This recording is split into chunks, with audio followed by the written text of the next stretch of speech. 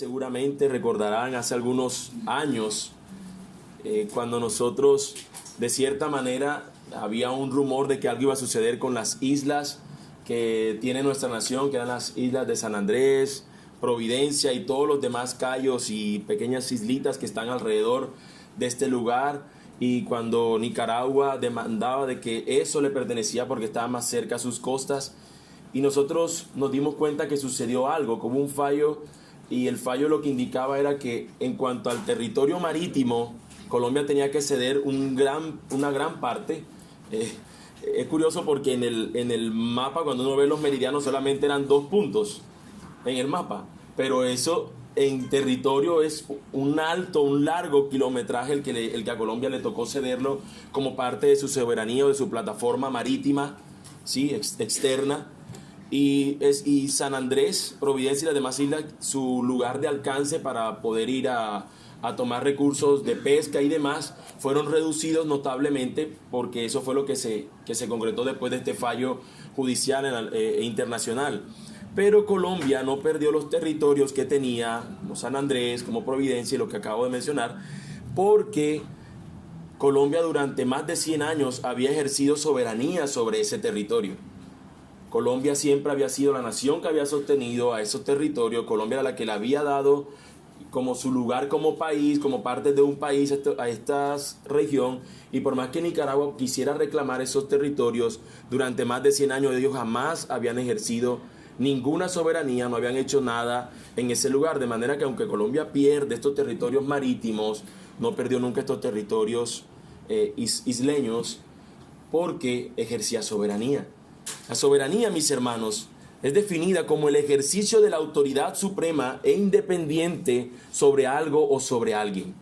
Es el ejercicio de eso. De hecho, la definición que da Arthur Pink acerca en su libro Los atributos de Dios, acerca de la soberanía, él dice que la soberanía es el ejercicio de la supremacía, que era lo que veíamos nosotros la semana anterior, que Dios está por encima de todo, que no hay nadie como Él, que Él es el que tiene todo el poder, que no hay nada que se iguale. Ahora, este Dios que es poderoso, que nadie es como Él, ahora Él tiene el gobierno sobre todo. Y es interesante que lo veamos así, porque ¿acaso no hay personas o no existen personas que aparentemente son los dueños de todo o de alguna cuestión, pero nadie les hace caso, pero no gobiernan sobre nada? Y tú encuentras que puede haber una persona que en el calafón administrativo tenga el título, pero realmente en la práctica otro es el que se encarga. En el caso nuestro, de nuestro Dios, no es así. Él es el supremo, pero también Él es el soberano, quien gobierna absolutamente todas las cosas. Otros autores por eso nunca separan la supremacía de la soberanía, sino que las dos las enseñan al mismo tiempo, porque van casi ligadas. El Dios que está por encima de todo es el Dios que es soberano y que gobierna todas las cosas. Es importante que nosotros veamos a nuestro Dios como Él es, un Dios que está por encima de todo y un Dios que gobierna absolutamente todo. Nosotros empezamos esta serie, los atributos de Dios, porque es importante para nosotros conocer a Dios. Es importante para nosotros, si ya lo conocíamos, estos atributos, recordárnoslos, porque tendemos a olvidarlo. Tendemos a olvidarnos que Dios es soberano por encima de todo, que Dios es quien está bajo el control de todas las cosas. Nosotros hemos visto ya que Dios es omnisciente, y veíamos esa omnisciencia de manera particular en que Dios nos conoce a nosotros, en lo que hacemos, en las intenciones de nuestro corazón, y que algún día nos presentaremos ante Él, y de no ser por Cristo, nosotros no seríamos hallados no tendríamos otro veredicto sino ser hallados culpables. Nosotros luego hablábamos de la santidad de Dios, que nos muestran que Él está por lejos, es distinto a todo lo demás. Él es santo, santo, santo, pero Él tiene en su misericordia, por su gracia, el interés de usarnos a nosotros como sus emisarios, como aquellos que son embajadores de Él, como aquellos que pueden ser usados como representantes de Él. Cuando veíamos precisamente en Isaías 6, que hablábamos que Dios perdona, pero también envía a estos que perdonan. Veíamos también, mis amados hermanos, la semana anterior, la supremacía de Dios, donde veíamos que Él es superior a todo, que no hay nadie como Él, y que aun cuando nosotros tendemos nuestras tendencias normales, particulares, habituales, levantar ídolos falsos, levantar dioses falsos, cosas que nos interesan más que Dios, Él sigue diciéndonos que Él es superior a todas estas cosas. Y hoy entonces, mis hermanos, veremos que Él gobierna por encima de todo. Él es quien gobierna, Él es quien controla absolutamente todas las cosas. No podremos ver este atributo en su perfección, en su totalidad. Tenemos que recurrir a muchos textos para poder hacerlo, pero esperamos que este texto que analizamos hoy sea suficiente para ayudarnos a nosotros a ver a este Dios soberano, a este Dios soberano. Nosotros hemos empezado a leer desde el versículo 23 hasta el 31, pero mis hermanos, este texto se encuentra dentro de una historia. Es una oración, pero que está dentro de una historia. Es una respuesta a algo que ha ocurrido. Lo que ha ocurrido es que Pedro y Juan subieron al templo a la hora de la oración, evidentemente a orarle al Señor, pero ellos iban con la intención de predicar el Evangelio de Jesucristo a todos aquellos que iban a estar en el templo. Tenían esto como costumbre en la iglesia primitiva, hacer esto habitualmente los apóstoles. Cuando ellos se van dirigiendo allá, se encuentran en la entrada, algunos de ustedes se acordarán hasta el nombre de la puerta, conocía a la hermosa, ahí se encuentran con un cojo, ellos lo sanan, el hombre era paralítico, le hicieron una pierna, hacen un milagro, por el Señor obra milagrosamente, y estos hombres, este hombre le termina quitando la parálisis, era un cojo y ahora está parejo, está derecho. Ahora puede andar, y eso sorprende a todas las personas, y eso ayudó a que todos los demás pudieran ver que algo distinto estaba pasando, que no solamente era aquel Jesús que había muerto, sino que ahora estos que le seguían también estaban haciendo cosas similares. Y eso sorprende a muchas de estas personas, y estas personas empiezan, y estos apóstoles empiezan a predicar. Ya antes se habían convertido unos 3,000, ahora con lo que se convierten aquí, el número asciende a 5,000. O sea que fue algo increíble. Y cuando esto sucede ante los ojos de las autoridades eclesiales del momento, esto no les gusta, de manera que Anás y Caifás, los sumos sacerdotes, junto con los saduceos, traen a estas personas del templo, se las llevan, las colocan presa, y la razón era porque ellos estaban diciendo que Jesús resucitaba a los muertos y que Él mismo había resucitado. Los saduceos eran un grupo donde no creían en estas cosas, y eso causó una gran controversia, y llevan preso a Pedro y a Juan. Duran todo un rato presos, hasta que finalmente ellos, con denuedo ante estos sacerdotes, ante estas autoridades eclesiales, pregonan la verdad de que Cristo es Señor.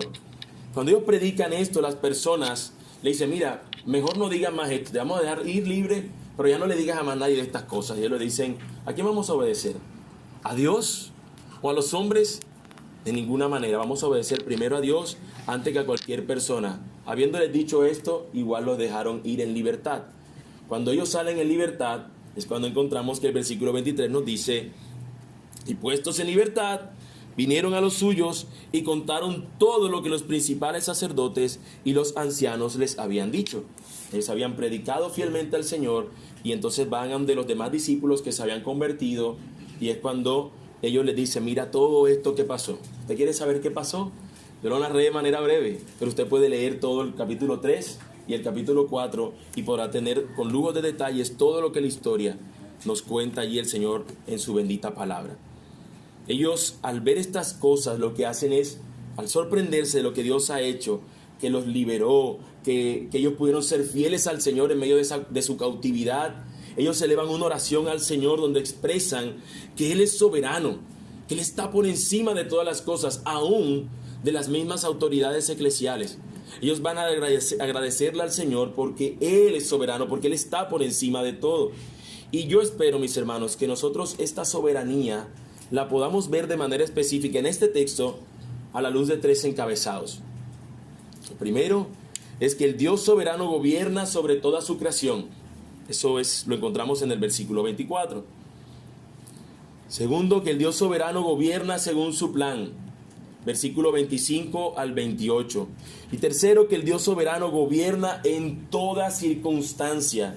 Versículo 29 al 31. Espero, mis hermanos, que nosotros podamos ver y que comencemos por ver que el Dios soberano gobierna sobre toda su creación. Versículo 24. Y ellos, habiéndolo oído, alzaron unánimes la voz a Dios y dijeron: Soberano Señor, tú eres el Dios que hiciste el cielo y la tierra, el mar y todo lo que en ellos hay. Cuando nosotros abrimos nuestra Biblia por primera vez y si la tomamos como cualquier otro libro, siempre vamos a comenzar por el principio. No quiere decir que esa sea la única forma de leer la Escritura, pero normalmente nosotros siempre comenzamos cualquier libro que leamos por el principio, ¿cierto que sí? Ninguno de nosotros coge y salta a cualquier página porque puede decirle otra cosa. Solamente con la Biblia a veces que pasa eso. Pero cuando nosotros vamos a este libro, al primer libro de la Biblia, que es el Génesis, vamos a encontrar precisamente eso, el Génesis, el inicio de todas las cosas. Y allí nosotros nos vamos a encontrar que se hace mención de que Dios es el creador. En el principio creó Dios los cielos y la tierra. Algunos estudiosos van a ahondar más en estas cosas y nos van a mostrar que Dios cumple las leyes físicas que se esperan para que algo existe. Había tiempo, había masa, había espacio. Todo eso se cumple en el primer enunciado de la Biblia, donde nos dice que en el principio creó Dios los cielos y la tierra. Y esto, mis hermanos, es diciendo el Señor que no hay razón, o no importa si tú crees o no crees. Él está diciendo: yo creé todo, yo existo y yo creé todo. Algunos dicen: ¿por qué Dios no explicó acerca de quién es Él o acerca de que si existe, si no existe? ¿Por qué? Dios dice: no, yo soy. Y yo soy creó todas las cosas que vemos. Las cosas que están en el cielo, las cosas que están en la tierra, las cosas que están en los mares. No es mi intención, mis amados hermanos y amigos, tratar de mostrar de manera apologética, es decir, tratando de defender la palabra del Señor, mostrando argumentos que muestren acerca de su existencia. Lo que pretendo hacer es que nosotros podamos ver que Él es soberano. Y para eso estoy hablando más que todo a creyentes y a aquellos que se acercan con una intención de querer creer en ese Dios que dice ser soberano. Es mi ruego que el Señor pueda obrar en aquellos que no tienen fe en lo absoluto. Pero en este texto no vamos a encontrar sino aquellos que están viendo a un Dios que es creador por encima de todas las cosas, como Él es soberano, para que puedan hallar descanso. Porque, mis hermanos, no solamente el texto nos dice que Él es creador, sino que inicia la oración de estas personas diciendo que Él es soberano. Soberano, Señor. Así es como inicia la oración de ellos: soberano, Señor. Ellos dan por entendido que Él es Dios, que Él existe, y dicen: soberano, Señor. Algunas personas, de manera equivocada, piensan que Dios, o creen que Dios sí existe, creen que Dios es real, pero creen que Dios no está obrando sobre su creación. Simplemente que Dios un día hizo la creación, habló, todas las cosas fueron hechas y después Dios se desentendió y los dejó allí. Tomen, hagan lo que quieran. Y Dios se desentendió. A estas personas se le conocen como deístas. Son aquellos que creen que Dios ha creado todo, que existe un Dios real, pero que este Dios no tiene control de nada. Mis hermanos, la palabra de Dios nos dice en Mateo 10:29, iniciando una pregunta el Señor Jesús: ¿no se venden 2 pajarillos por 1 cuarto? Sin embargo, ni uno de ellos caerá a tierra sin permitirlo vuestro Padre. ¿Qué son 2 pajaritos? Usted y yo vamos aquí en nuestra ciudad al mercado de granos y encontrará venta de pájaros de todo tipo. Y dice el texto que se pueden vender los pajaritos por nada, por precio de nada, pero ninguno de ellos cae a tierra sin que el Señor lo permita, sin que el Señor esté gobernando en medio de ello. Y eso a nosotros nos debería dar cierta tranquilidad, o yo diría nos debe dar total tranquilidad, de que aún un huracán no está suelto por ahí como que ¡ay! Se le escapó a Dios. De que aún una tormenta no se escapa a la voluntad, ningún trueno está fuera de su voluntad. Toda la creación está sujeta al gobierno y al dominio de nuestro Dios. Dios sigue teniendo el control de todo. Él es soberano. No hay nada que escape de su dominio y de su control. Ejemplo, mis hermanos, viendo el canal de animales precisamente en estos días, para no decir el nombre del canal, viendo el canal de animales con mi hija en estos días, veía que una hiena hambrienta que pertenecía a un clan huele a una cierta distancia una presa, y tenía tanta hambre que sale de los territorios de su clan para dirigirse, y vamos a ver que estaba acercándose al territorio de otro clan de hienas, donde estas hienas se estaban alimentando de un cadáver, de un animal allí. Y cuando esta hiena se acerca, estas hienas observan que viene de otro clan y terminan por enfrentarla, y entre todas las que estaban allí empiezan a atacarla, y esta hiena ya estaba a punto de morir cuando de repente un grupo de chacales aparece y se van a comer la presa que estos habían dejado allí libre. Cuando los chacales van a aparecer allí, salen las hienas, dejan a estas que ya estaban a punto de matarla por ir a defender su presa, y los chacales terminan huyendo y se salva la hiena esta hambrienta porque llegaron unos chacales. Y yo preguntaba y me pregunto, ¿será que eso sucedió por casualidad? ¿O Dios aún en eso tiene el control? Y no espero una respuesta directa de ustedes ahora mismo, pero yo solamente quiero decir que si eso estaría fuera del control de Dios, entonces, ¿qué está bajo su control? Esos animales nadie los está viendo, salvo esto porque lo estaban grabando, pero de resto, ¿cuántos animales no están en todo nuestro mundo donde ninguna persona puede estar viendo lo que hacen? ¿Y será que Dios no tiene el control de toda su creación? ¿O en el fondo somos como los deístas que piensan que Dios creó y ahora todo lo dejó para que haga conforme a las leyes que ya Él estableció? Es importante que veamos, mis hermanos, que Dios muestra que tiene soberanía y control sobre todas las cosas. Por ejemplo, cuando vemos que Josué le ora al Señor que detenga el sol, físicamente podríamos decir, no, el sol no se detuvo la tierra. No sabe, lo que sea que haya sucedido, lo cierto es que pasó. Y hubo un acontecimiento astronómico, dimensiones astronómicas, que sucedió. El Señor obró para que su creación respondiera a lo que Él determinó. Cuando nosotros vemos que Abraham se dirige con su hijo Isaac a sacrificarlo, ¿quién hizo que ese carnero se enredara? ¿O fue que Dios lo creó de pronto de la nada? ¿O no fue un carnero que el Señor lo fue llevando para que se terminara enredando en medio de ese arbusto donde se enredó para que luego reemplazara, sustituyera a Isaac? La calabacera de Jonás, ¿quién la hizo que creciera? ¿Quién cubrió el sol incandescente que tenía a Jonás, que lo tenía al borde de la locura? ¿Y quién luego hizo que se secara? ¿Quién obró en esas cosas? ¿Quién envió los cuervos que alimentaron a Elías? ¿Salieron solo? ¿Salieron de la nada? ¿Se crearon solo o fueron unos animales que el Señor les ordenó que fueran a llevarle alimento a su profeta? El pollino que llevó a Jesús, ¿por qué estaba allí? ¿Por qué no había nacido y nadie lo había montado? ¿Por qué no había nacido antes? ¿Por qué había nacido justo en ese momento? ¿Por qué hubo una estrella que guió a unos sabios desde el oriente para guiarlos ante donde estaba Jesús, ante Jesús? Mis hermanos, nosotros si siguiera tendríamos muchísimos más ejemplos que nos enseñan, que nos muestran que toda la creación está sujeta a nuestro Dios y que toda la creación obedece a lo que Él quiere hacer. Podemos decir entonces, mis hermanos, que todo cuanto hay en el universo está gobernado por nuestro soberano Señor, y no solo eso, todo es controlado de acuerdo a su plan. Por eso nosotros podemos decir, mis hermanos, entonces, que el Dios soberano gobierna según su plan. Ese es nuestro encabezado 2. Versículos 25 al 28 nos dicen que por boca de David tu siervo dijiste, ¿por qué se amotinan las gentes y los pueblos piensan cosas vanas? Se reunieron los reyes de la tierra y los príncipes se juntaron en uno contra el Señor y contra su Cristo.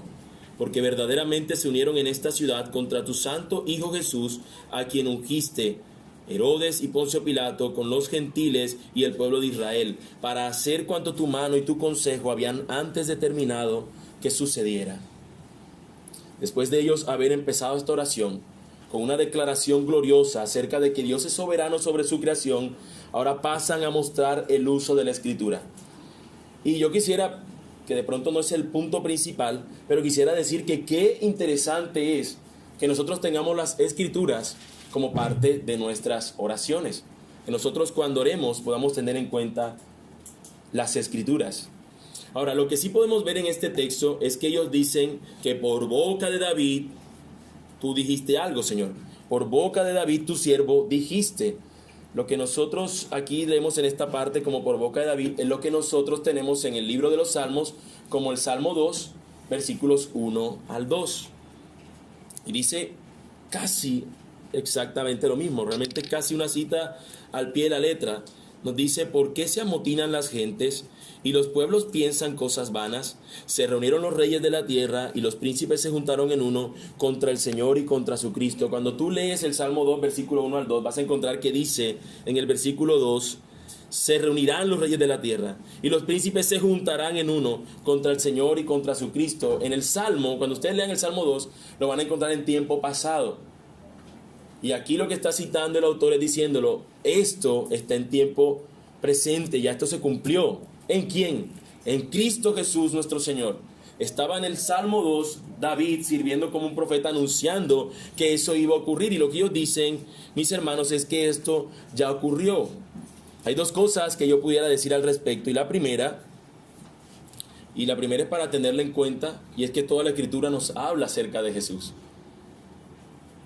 Fíjate cómo él utiliza un salmo que cualquiera de nosotros lo leería para pensar que el ungido del que está hablando David es el mismo. Pero la misma Escritura nos enseña que ese ungido del que está hablando David era Jesús, el Cristo, quien había de venir. La segunda cosa que podemos ver de esta cita, de este texto aquí, es que nos muestra cómo Dios tiene un plan. Lo que Él ha dicho que va a ocurrir, eso va a suceder. En el Salmo está anunciado como algo que ha de venir. En Hechos lo encontramos que ya se cumple. De manera que podemos ver que Jesucristo Él vino cumpliendo cada profecía que fue anunciada de Él que se cumpliera. Eso es lo que el Salmo nos anuncia, que ha de cumplirse algo. El texto nos dice que ya se cumple. En los versículos 27 lo encontramos. ¿Quiénes son los que hicieron esas cosas? ¿Quiénes fueron? Bueno, verdaderamente los que se unieron en esta ciudad contra el ungido del Señor, contra su santo Hijo Jesús, fueron Herodes y Poncio Pilato, junto con los gentiles, junto con el pueblo de Israel. Ellos se reunieran en contra de Jesús el Cristo. Cuando nosotros leemos todos los evangelios y parte del libro de los Hechos, nos vamos a encontrar que todo esto sucedió. Ellos se fueron juntando para ponerse en contra de Jesús.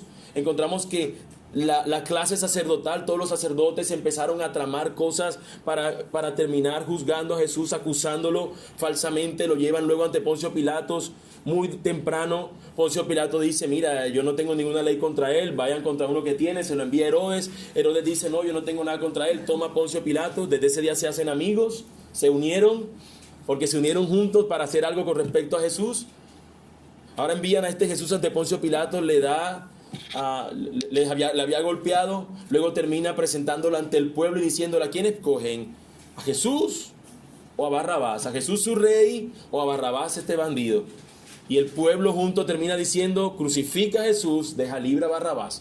Así que hemos visto cómo los cuatro personajes estuvieron involucrados en la historia de llevar a Jesucristo a la cruz. Llevar a Cristo a la cruz. Eso es lo que está diciendo el texto. Todos se juntaron contra tu ungido Jesús. Y eso que tiene que ver con la soberanía de Dios, mis hermanos, mucho. Porque Él estableció y todo lo que Él había prometido se cumplió. Todas estas cosas de que uno entregó al otro, de que el otro al otro, de que se fueron juntando, formó parte del plan soberano de Dios. De ahí el nombre de este punto. El Dios soberano gobierna según su plan. No hay nada que se escape al plan que el Señor tenga en medio de las cosas. Y nosotros podemos preguntarnos: ok, nosotros vemos que entonces esto es responsabilidad de las personas. Que Jesús haya ido al Calvario es responsabilidad de las personas. Podemos decir que esa es la conclusión. Y podría entonces esto llevarnos a preguntarnos: ¿y el Dios soberano?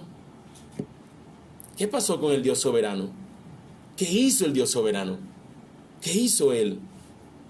Versículos 28 nos dice: para hacer cuanto tu mano y tu consejo habían antes determinado que sucediera. Ahí estaba la mano del Señor. Ahí estaba el plan soberano del Señor. Estas personas hacían, todo formaba parte de su plan. ¿Exime eso a la persona la responsabilidad de su pecado? De ninguna manera. ¿Está el Señor soberano obrando de acuerdo a su plan? Absolutamente. Son las dos cosas, mis hermanos. ¿Nuestra cabeza es superior a la mente de Dios? ¿Nuestra mente es superior a la mente de Dios? No. ¿Podemos entender cómo funcionan explícitamente, específicamente la soberanía de Dios con la responsabilidad del hombre? No. Pero encontramos en la Biblia, en las Escrituras, que nos muestran constantemente las dos cosas funcionando al mismo tiempo. Por ejemplo, cuando nosotros encontramos la negativa de Faraón para que le dijera cada vez que se acercaba a Moisés a decirle, mira, pasó esto, déjanos ir. No, déjanos ir, no. Y encontramos que en el texto nos dice, y el Señor endurecía el corazón de Faraón, pero entonces hace inocentes a Faraón, no. Porque en su pecado él seguía negando las cosas que tenía él que hacer buenas y seguía prefiriendo actuar de acuerdo a su propia maldad. En este texto, mis hermanos, nosotros vemos tanto la responsabilidad del hombre como la soberanía de Dios. Como dijo alguien una vez, el Dios soberano que hace todas las cosas según el designio de su voluntad, obra a través de las acciones libres de los hombres y juzga a los hombres que hacen maldad, aun cuando esa maldad sirva a su propósito. Voy a leer una vez más. El Dios soberano que hace todas las cosas según el designio de su voluntad, obra a través de las acciones libres de los hombres y juzga a los hombres que hacen maldad, aun cuando esa maldad sirva a su propósito, como veíamos que pasó acá. Fueron acciones malas, fueron sus pecados los que lo indicaron, su soberbia, su altivez, el no considerar a Cristo como el enviado del Señor, lo que lo llevó a juzgarlo, a condenarlo, a llevarlo a que lo llevaran a la cruz. Sí, fueron sus pecados. Pero en medio de esos pecados, en medio de esa maldad, el Señor la usó para que sirviera al propósito mayor que Él tenía. Si de pronto tú quisieras ver algo más acerca de esto, quisiera darte entonces otro ejemplo. Y es el ejemplo de la genealogía de Jesús. Cuando tú lees acerca de la genealogía de Jesús, tú vas a encontrar unos personajes allí que si tú te vas a detenerte en cada una de sus historias, vas a preguntarte ¿por qué? ¿Por qué, Señor, tomaste a este? ¿Por qué este hijo? ¿Por qué esta persona? Mira, por ejemplo, cuando nosotros pensamos en Judá, antes de hablar de Judá y Tamar, que es interesante, cuando nosotros pensamos solamente en Judá, ustedes piensen, Jacob amaba a Lea. Amaba a Raquel, no a Lea. ¿Y Judá viene de qué de las dos esposas? ¿De Raquel o de Lea? Viene de Lea. Y ni siquiera fue su primogénito, sino fue el tercero, si no estoy mal. Fue después de que ella le dijo, mira, vete otra vez para allá donde ella. Si usted analiza la historia, usted se dice, mira, este nació porque engañaron a Jacob. Pero ahí está el plan soberano del Señor para mantener la simiente que Él ha dicho en el Génesis, que va a mantener de donde va a venir aquella simiente que herirá a la serpiente. Y tú ves que el Dios soberano permite que esta maldad de estas personas funcione para el fin mayor que Él tiene, para el plan que Él tiene. Luego encontramos a Judá y Tamar, que esta viene siendo su nuera, que lo engaña haciéndose pasar por una prostituta y termina teniendo un hijo de él, unos gemelos, y de uno de esos gemelos continúa la línea mesiánica. Nosotros continuamos leyendo en la Escritura, nos vamos a encontrar, por ejemplo, con Rahab, aquella mujer que estaba en los muros, estaba en Jericó, y antes de que los muros sean destruidos, ella, porque el Señor así obró, termina permitiendo que se rescaten que sean rescatados por medio de su casa, unos espías, y dijeron, mira, todo se va a destruir menos tu casa. Y esa mujer que se salvó, se casa con un descendiente de Judá y sigue la línea mesiánica a través de ella. ¡Qué increíble eso! Cuando nosotros seguimos viendo la Escritura, nos vamos a encontrar Ruth la Moabita, que tuvo que morirse, su esposo, que estaba en otra región, y tuvo que devolverse todo lo que hizo Ruth para finalmente seguir, y el hijo que tuvo continuó siendo estando en la línea mesiánica, ella siendo la bisabuela creo que es, de David. Y precisamente ese rey David se une en pecado a una mujer llamada Betsabé, termina asesinando a su esposo, termina luego quedándose con ella como su esposa, y de ese hijo que tuvo después, no el primero, el siguiente, Salomón, es quien va a continuar el reino y quien va a seguir la línea mesiánica. ¿Cuánto pecado no hubo en estos hombres al juntarse con muchas de estas mujeres? Pero en medio de todo, el Señor no es que está bendiciendo esta maldad. Es responsabilidad del hombre, y lo vemos en David cuando el Señor le castiga su pecado. Sin embargo, el Señor emplea, en medio de todas las cosas que pasan en la vida, las emplea para que se cumpla su propósito, para que se desarrolle y se lleve a cabo su plan. Todos estos ejemplos nos muestran, mis hermanos, eso que acabamos de decir, que Dios es soberano y que todo funciona, todo sirve al propósito de Dios. De allí que el versículo 28, lo volvemos a leer, nos dice, para hacer cuanto tu mano y tu consejo habían antes determinado que sucediera.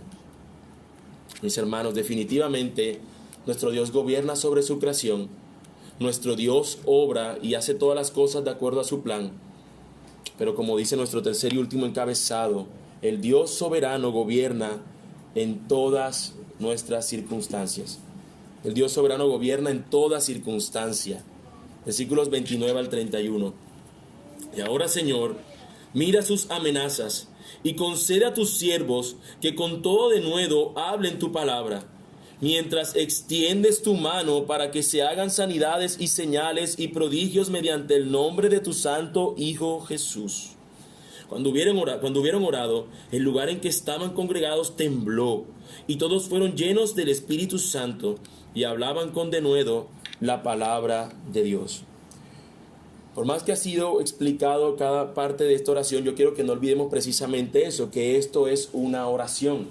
Nosotros estamos usando un texto que corresponde a una oración que, como hemos dicho, comienza como exaltación a Dios respecto a su soberanía, como una respuesta a su situación particular y lo que el Señor les está permitiendo ahora vivir. Ahora, mis hermanos, en esta parte precisa de estos versículos que acabamos de leer, del 29 al 30, porque el 31 es la respuesta de Dios, nosotros nos vamos a encontrar que la oración ahora cambia de ser una exaltación, de usar la palabra para glorificar al Señor, ahora pasa a ser una petición. Hasta ahora es que ellos van a pedirle al Señor. Oración pasa a ser una petición y nos dice: oh Señor, concédenos. Oh Señor, concédenos. Mis hermanos, esta expresión es clave.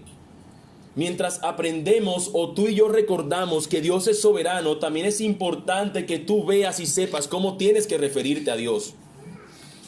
Mis hermanos, y permíteme detenerme para rogarle al Señor que con gracia y sabiduría me permita decir lo que voy a decir, porque muy probablemente alguno se sienta aludido con qué es con Él. Mis hermanos, nosotros escuchamos, y es muy común en nuestros días, escuchar oraciones donde en vez de Dios parecer el soberano, los soberanos parecemos ser nosotros. Escuchamos oraciones donde se dice: decretamos, declaramos, ordenamos, como si Dios fuera nuestro empleado, como si Dios fuera quien tiene que rendirse a nosotros que somos los soberanos.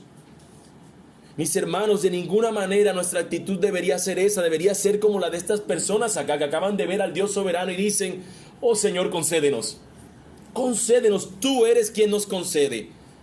Nosotros no tenemos el poder para que en nuestros decretos, en nuestras declaraciones, en nuestras órdenes se hagan las cosas.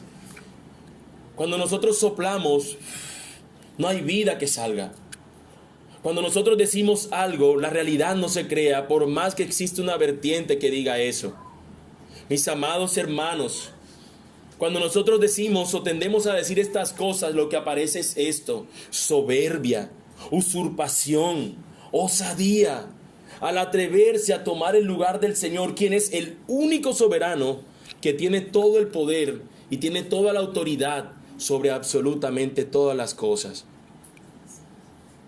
¿Cuántos decretos que personas han dicho, que algunos quizás de ustedes aquí han dicho, que algunos quizás han dicho sobre sus vidas, han terminado como palabras que pegan contra una pared y que rebotan y no sirven para nada? ¿Cuántas palabras dijeron y te susurraron al oído en tu pasado? Y te dijeron que las cosas iban a cambiar y no cambiaron. Es que el profeta me dijo que fue mi culpa porque yo no tenía fe. No, el profeta se creía soberano y que con sus palabras él iba a cambiar lo que el Señor soberano quería hacer. Mis hermanos, este texto nos muestra una realidad, y es que ellos están pidiéndole: oh Señor, concédenos. Oh Señor, concédenos. Es una muestra de que ellos tenían una confianza en el Señor. Probablemente, mis hermanos, la razón por la que se ora de esa manera es porque se desconoce la soberanía de Dios y también su voluntad y providencia. Se desconfía de que todo lo que recibimos es de Dios, y lo que no tenemos es porque Dios así también lo ha determinado. Vuelvo al texto, mis hermanos, versículos 29 y 30. Y ahora, Señor, mira sus amenazas y concede a tus siervos que con todo denuedo hablen tu palabra, mientras extiendes tu mano para que se hagan sanidades y señales y prodigios mediante el nombre de tu santo Hijo Jesús. Así termina la oración. Y ni esta oración, ni ninguna otra de la Escritura usted encontrará a una persona diciendo y decretamos y nosotros ordenamos. Usted no lo escucha a ellos decir, y ahora, Señor, sus amenazas quedan disueltas en el nombre de Jesús. Y, Señor, ordenamos que tú nos llevas a hablar la palabra con denuedo. Y declaramos, Señor, que mientras tú extiendes tu mano, es más, ni siquiera la mano del Señor se mete. Y declaramos, Señor, que se harán sanidades. Y ordenamos, declaramos y confesamos que ese milagro ya está hecho ya. Mis hermanos, cuánta soberbia, digo una vez más. Y esto no es para que pensemos en alguien, eso es para que nosotros podamos ver realmente, y por eso rogaba por gracia, para que el Señor nos haga ver en su gracia, que si nosotros estamos actuando así, podamos ver, oh soberano Señor, concédeme, en vez de que nos lleve esto a seguir diciendo, pero yo voy a seguir decretando, porque mis hermanos estaríamos actuando en contra del Dios soberano. Nosotros vemos, mis hermanos, que el Señor, que ellos hacen una petición al Señor en los versículos 29 y 30, que consiste básicamente en dos cosas. La primera, ellos le piden al Señor que mire la situación en la que están, y por esa situación ellos le piden al Señor dos cosas. La primera es que el Señor les permita predicar la palabra con denuedo, y la segunda, que el Señor extienda su mano para que cuando ellos van a otras personas, el Señor conceda milagros, designios y muestras del poder de Dios. Versículo 31 encontramos la respuesta del Señor. Cuando hubieron orado, el lugar en que estaban congregados tembló. Pregunto, ¿ellos le pidieron a Dios que temblara el lugar? El Dios soberano obra, mis hermanos, como Él quiere. Y todos fueron llenos del Espíritu Santo. En la oración usted escucha que ellos pidieron que fueran llenos del Espíritu Santo. No, pero el Dios soberano les llenó del Espíritu Santo. Y hablaban con denuedo la palabra de Dios. ¿Ellos pidieron eso en oración? Sí, y el Dios soberano les concedió esa palabra, esa parte. También encontramos que el Dios soberano, no con todos, pero encontramos que las personas predicaban la palabra y el Señor hacía que se acompañaran esta predicación con poder, con milagro, con muestras, con sanidades. Pero ese porque el Dios que es soberano es quien decide cuándo actuar así y cuándo no hacerlo. Es Dios quien es soberano en medio de todo. Y ustedes se dan cuenta en cómo Él responde la oración. Tiembla, el Espíritu Santo lo llena y ellos no pidieron eso.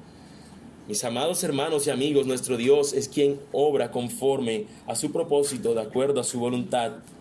Vemos que estas personas vivían una situación particular. Mira, nos están persiguiendo, Señor. Rogamos que tú nos lleves a predicar tu palabra con denuedo. Y el Señor soberano respondió de acuerdo a su voluntad esta oración. Y yo te pregunto, mi hermano, amigo que estás acá, ¿crees que en tu situación personal y particular Dios no puede obrar? ¿Desde cuándo Dios perdió el poder y control sobre algo en su creación? ¿Cuándo fue ese día? ¿Cuándo fue anunciado el día que algo se escapó del control del Señor?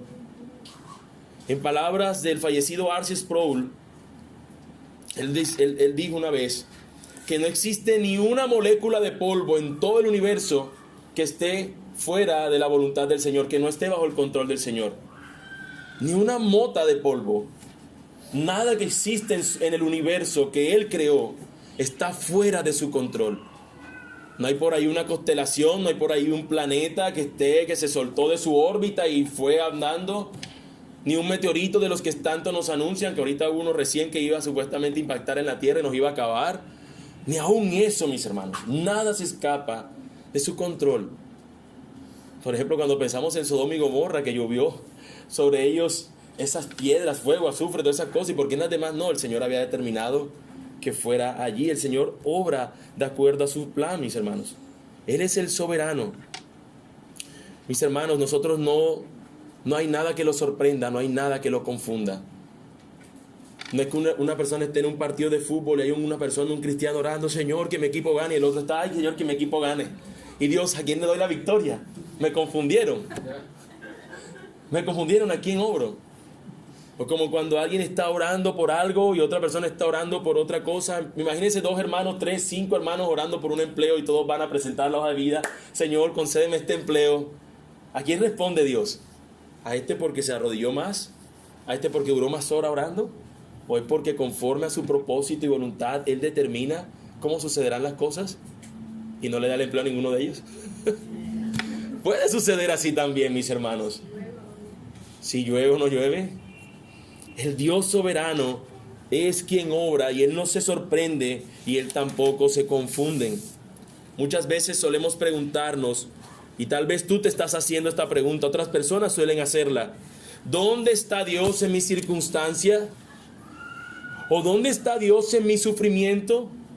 ¿Qué está haciendo Dios en mi aflicción? Mis hermanos, Él está en el mismo lugar, haciendo exactamente lo mismo cuando tú has tenido tus victorias y allí no te has quejado por la victoria que Dios te ha dado. Él está, porque lo es eternamente, siendo el Dios soberano sobre toda su creación, incluyéndonos a nosotros y a cada circunstancia de nuestras vidas. Así que, hermano mío, habiendo visto este atributo de Dios, su soberanía, descansa en Él. Él dice en su palabra, como nuestro hermano al principio lo decía y lo explicaba, que Él dispone todas las cosas, que Él dispone las cosas para el bien de quienes lo aman. Él explicaba la clase de bien que nosotros recibíamos de nuestro Señor, tanto las cosas que le llamamos bien como las cosas que no nos gustan y que las llamamos malas. Todas esas cosas Él las dispone para obrar su bien mayor en nuestras vidas. Y como hemos cantado, ese bien mayor es nuestra santificación. Mis hermanos, nosotros somos más que las hienas que mencioné en el programa que vi. La Biblia dice que nosotros valemos mucho más que las aves del cielo y el Señor las alimenta. Que nosotros valemos mucho más que los lirios del campo y el Señor los viste.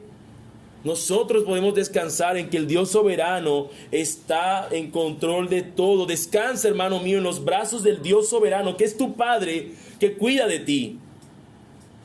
Y descansa en esta... ¿Qué voy a decir? Mis hermanos, aún no llegamos a casa. Aún no llegamos a encontrarnos con nuestro Padre, pero descansa que Él nos está cuidando en el camino a casa. Y amigo que nos visitas hoy, que estás acá sin Cristo Jesús, en lo que hemos visto, tú has analizado que Dios gobierna sobre ti también, que eres el Rey, y que Él ha determinado según su plan cuál es el final de todas estas cosas, cuál es el final de este mundo en el que estamos.